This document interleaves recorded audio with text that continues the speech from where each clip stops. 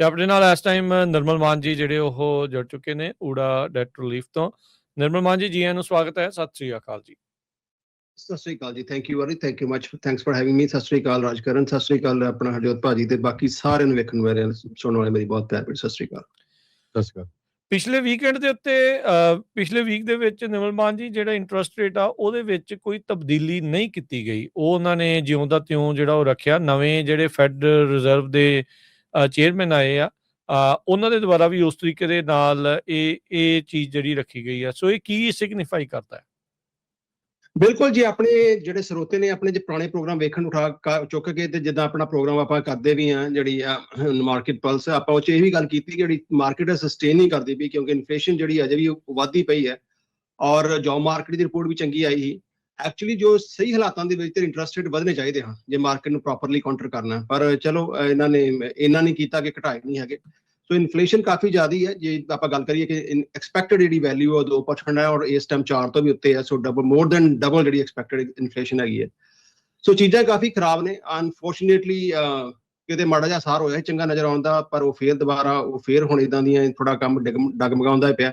Overall ਜਿਹੜੀ inflation ਕਰਕੇ ਔਰ ਬਾਕੀ ਖਰਚੇ ਕਰਕੇ ਔਰ ਜਿਹੜੀ ਜੋਬ ਮਾਰਕੀਟ ਜਿਹੜੀ ਚੱਲਦੀ ਪਈ ਹੈ, ਹਾਲਾਤ ਜਿਹੜੇ ਨੇ ਦਿਨ ਪਰ ਦਿਨ ਖਰਾਬ ਹੁੰਦੇ ਜਾਂਦੇ ਨੇ। ਔਰ ਆਪਣੀ ਜਿਹੜੀ ਰਿਪੋਰਟ ਜਿਹੜੀ ਸਾਡੀ ਪਰਸਨਲ ਐਕਸਪੀਰੀਅੰਸ ਜਿਹੜੇ ਲੋਕਾਂ ਦੀ ਕਾਲਸ ਆ ਰਹੀਆਂ ਨੇ ਤੇ people are in large amount of debt, almost 1.3 trillion ਦੇ ਕੋਲ ਡੈਟ ਪਹੁੰਚ ਚੁੱਕਿਆ ਔਰ ਜਿਹੜਾ ਅੱਜ ਤੱਕ ਹਿਸਟੋਰਿਕ ਹਾਈ ਹੈਗਾ।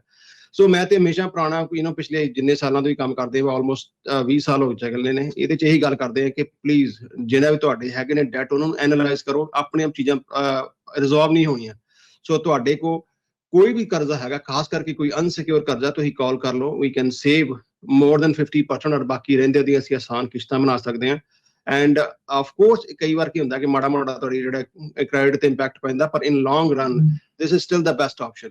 ਸੋ ਨੰਬਰ ਹੈ ਜੀ ਸਾਡਾ 888 9914 888-888-9914 ਔਰ ਇਹਦੇ ਬਾਰੇ ਜ਼ਿਆਦਾ ਜਾਣਕਾਰੀ ਜਿਹੜੇ ਤੁਹਾਡੇ ਆਪਸ਼ਨਸ ਨੇ ਜਿੰਨੇ ਤੁਸੀਂ ਪੇਮੈਂਟਾਂ ਅੱਜ ਦਿੰਦੇ ਪਏ ਹੋ, ਇਹਨਾਂ ਪੇਮੈਂਟਾਂ ਦੇ ਵਿੱਚ ਤੁਸੀਂ 2 ਤੋਂ ਲੈ ਕੇ 4 ਸਾਲ ਦੇ ਵਿੱਚ ਆਪਣਾ ਕਰਜ਼ਾ ਲਾ ਸਕਦੇ ਹੋ ਜੀ। ਸੋ ਨਿਰਮਲ ਭਾਜੀ ਜਿਹੜਾ ਡੈਪਟ ਕੰਸੋਲੀਡੇਸ਼ਨ ਆ, ਮੰਨ ਲਓ ਵੀ ਕਰਜ਼ਾ ਇਕੱਠਾ ਕਰਨਾ, ਇਹਦੇ ਵਿੱਚ ਕਿਹੜੇ ਜਿਹੜੇ ਤੁਹਾਡੀ ਡੈਪਟ ਆ, ਕਿਹੜਾ ਕਰਜ਼ਾ ਆ ਤੁਸੀਂ ਇਕੱਠਾ ਕਰ ਸਕਦੇ ਆ? ਕ੍ਰੈਡਿਟ ਕਾਰਡ, ਕਾਰ ਲੋਨ ਜਾਂ ਹੋਰ ਕਿਹੜੇ, ਤਾਂ ਕਿ ਜਿਹੜੇ ਸਰੋਤੇ ਆ ਸਾਨੂੰ ਪਤਾ ਲੱਗ ਜਾਏ ਸਾਰਿਆਂ ਨੂੰ।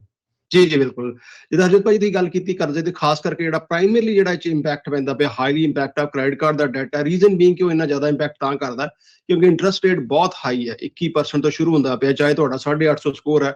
ਸੋ 21% ਤੁਹਾਡਾ ਇੰਟਰਸਟ ਰੇਟ ਸ਼ੁਰੂ ਹੁੰਦਾ ਤਾਂ ਤਕਰੀਬਨ ਤੁਸੀਂ ਲਾ ਲਓ ਮਹੀਨੇ ਦਾ ਮੋਟਾ ਦੋ ਪਰ ਜਿਹੜਾ ਹੁੰਦਾ ਨਹੀਂ ਆਪਣਾ ਪੈਕ ਹੋਮ ਪਿੰਡਾਂ ਦੇ ਆੜਤੀਆਂ ਦਾ ਸੈਂਕੜੇ ਪਿੱਛੇ 2 ਰੁਪਏ ਵਿਆਜ ਆਲਮੋਸਟ ਉਨਾ ਪੈ ਜਾਂਦਾ।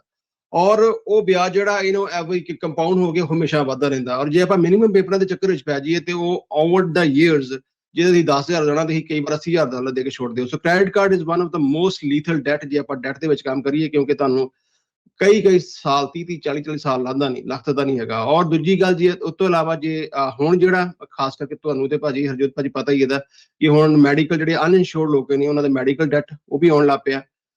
ਔਰ ਫਿਰ ਤੁਹਾਡੀ ਕੋਈ ਪੇਮੈਂਟਸ ਨੇ ਜਿਹੜੀਆਂ ਤੁਹਾਡੀਆਂ ਆਪਣੀਆਂ ਕੋਈ ਵੈਂਡਰ ਪੇਮੈਂਟਸ ਨੇ, ਕੋਈ ਬਿਜ਼ਨਸ ਦਾ ਡੈਟ ਹੈ, ਕੋਈ ਵੀ ਕਿਸੇ ਤਰ੍ਹਾਂ ਦਾ ਵੀ ਅਨਸਿਕਿਉਰਡ ਡੈਟ ਹੈ। ਸਿਕਿਉਰਡ ਦਾ ਮਤਲਬ ਇਹ ਹੁੰਦਾ ਕਿ ਜੇ ਕਿਸੇ ਚੀਜ਼ ਨਾਲ ਤੁਹਾਡਾ ਲੋਨ ਬੱਜਾ, ਜੇ ਖਾਸ ਕਰਕੇ ਤੁਹਾਡੀ ਘਰ ਦੀ ਮੌਰਗੇਜ ਹੈ ਜਾਂ ਗੱਡੀ ਦੀ ਪੇਮੈਂਟ ਹੈ ਔਰ ਗੱਡੀ ਤੁਹਾਡੇ ਕੋਲ ਹੈਗੀ ਹੈ, then of course that something we cannot settle because ਉਹਦੇ ਨਾਲ ਤੁਹਾਡੀ ਜਿਹੜੀ ਪ੍ਰਾਪਰਟੀ ਹੈ ਜਾਂ ਤੁਹਾਡਾ ਗੱਡੀ ਹੈ ਉਹ ਕਿਤੇ ਨਾ ਕਿਤੇ ਉਹ ਖਤਰੇ 'ਚ ਆ ਜਾਂਦੀ ਹੈ। ਪਰ ਜੇ ਗੱਡੀ ਕਿਤੇ ਰੀਪੋ ਹੋ ਗਈ ਹੈ ਜਾਂ ਤੁਹਾਡੀ ਟੋਟਲ ਹੋ ਗਈ ਹੈ ਔਰ ਖਾਸ ਕਰਕੇ ਕੋਈ ਇਕਵਿਪਮੈਂਟ ਕਿਸੇ ਦਾ ਖਰਾਬ ਹੋ ਗਿਆ, ਉਹ ਰੀਪੋਸੈਸ ਹੋ ਗਿਆ, ਸੋ ਆਪਾਂ ਉਹ ਸੈਟਲ ਕਰ ਸਕਦੇ ਹਾਂ। ਕੋਈ ਵੀ ਪ੍ਰਾਇਮਰਲੀ ਮੈਡੀਕਲ ਡੈਟ, ਤੁਹਾਡੇ ਕੋਈ ਲਾਇਰਸ ਦੀਆਂ ਪੇਮੈਂਟਸ ਹੈਗੀਆਂ ਨੇ ਜਾਂ ਤੁਹਾਡੀ ਕੋਈ ਮੈਡੀਕਲ ਬਿਲਸ ਨੇ, ਕੋਈ ਵੀ ਅਨਸਿਕਿਉਰਡ ਡੈਟ ਹੈ, we can save more than 50% ਔਰ ਬਾਕੀ ਰਹਿੰਦੇ ਦੀ ਆਸਾਨ ਛੋਟੀਆਂ ਕਿਸ਼ਤਾਂ ਬਣਾ ਸਕਦੇ ਹਾਂ ਜੀ। ਨੰਬਰ ਇੱਕ ਵਾਰੀ ਫਿਰ ਸ਼ੇਅਰ ਕਰਿਓ ਨਿਰਮਲ ਮਾਨ ਜੀ।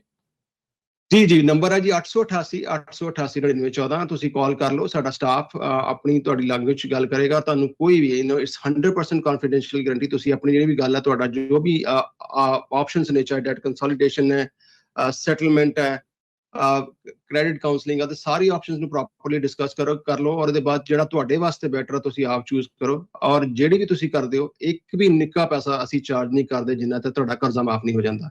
ਸੋ ਜੇ ਤੁਸੀਂ ਇਨਰੋਲ ਕਰਦੇ ਹੋ, ਮੰਨ ਲਓ ਕਿ 5 ਕਾਰਡਾਂ ਵਾਸਤੇ, ਸੋ ਜਿਹੜਾ ਤੁਹਾਡਾ ਜਿੱਦਾਂ ਜੇ ਤੁਹਾਡੇ ਕਾਰਡ ਸੈਟਲ ਹੋਣਗੇ, ਸਾਡੀ ਪੇਮੈਂਟ ਜਿਹੜੀ ਹੈ ਜਿਹੜੀ ਸਾਡੀ ਟੀਮ ਹੈ ਤੁਹਾਡੀ ਪਹਿਲਾਂ ਕ੍ਰੈਡੀਟਰ ਨੂੰ ਪੇਮੈਂਟ ਭੇਜੇਗੀ, ਉਹਦੇ ਬਾਅਦ ਫੀਸ ਲੈਗੀ। And after paying all fees, because throughout country ਅਸੀਂ ਸਾਰੇ ਸਟੇਟਸ 'ਚ ਕੰਮ ਕਰਦੇ ਹਾਂ ਤੇ ਇਨ ਕੈਨੇਡਾ ਸਾਡਾ 100% ਲਾਇਰ ਪ੍ਰੋਗਰਾਮ ਹੈ, ਕਿਉਂਕਿ ਜਿਹੜਾ ਵੀ ਤੁਸੀਂ ਸਟੇਟ 'ਚ ਕੰਮ ਕਰਦੇ ਤੁਹਾਨੂੰ ਇੱਕ ਲਾਇਰ ਮਿਲਦਾ ਹੈ ਔਰ ਉਹ ਤੁਹਾਡੀ ਕੋਈ ਵੀ ਕੋਰਟ ਦੇ ਵਿੱਚ ਇਸ਼ੂ ਹੁੰਦਾ ਅਸੀਂ ਉਹਨੂੰ ਆਊਟ ਆਫ ਕੋਰਟ ਸੈਟਲ ਕਰਦੇ ਹਾਂ। And after paying everything you can still save ਸਾਰੀਆਂ ਫੀਸਾਂ, late payment charges, lawyer fees, settlements pay ਕਰਨ ਤੋਂ ਬਾਅਦ ਵੀ ਤੁਸੀਂ ਅੱਧੇ ਤੋਂ ਬਾਅਦ ਜਿਹੜੇ ਤੁਸੀਂ ਪੈਸੇ ਬਚਾ ਲੈਂਦੇ ਹੋ।